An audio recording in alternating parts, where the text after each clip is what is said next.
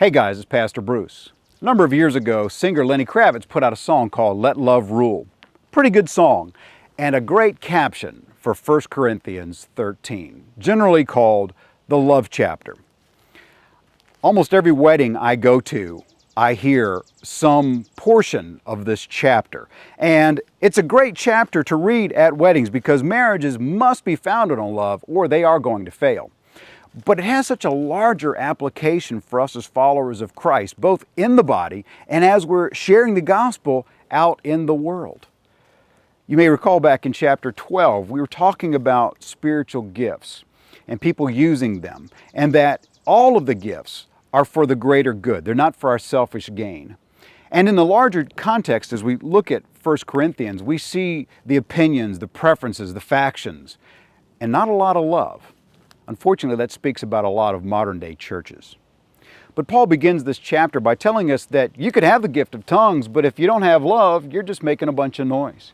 You may be prophetic, you may have knowledge, but that's worthless if it's not motivated by love.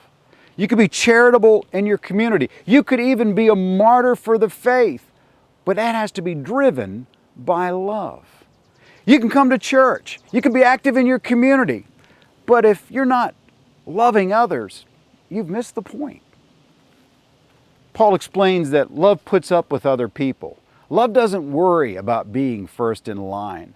Love doesn't hold grudges.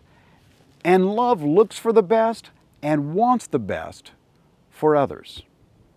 You know, all of the spiritual gifts have a shelf life. They're not going to be as useful, at least not in the same way, once Jesus returns for His church. And look at verse 11. When I was a child, I spoke as a child, I understood as a child, I thought as a child. But when I became a man, I put away childish things. Paul's saying, Christian, grow up. Envy, bragging, dissent, arguing, wanting to be first are all childish.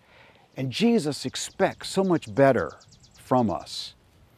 Paul ends by talking about faith, hope, and love, and these are the daily attitude and action of the Christian life.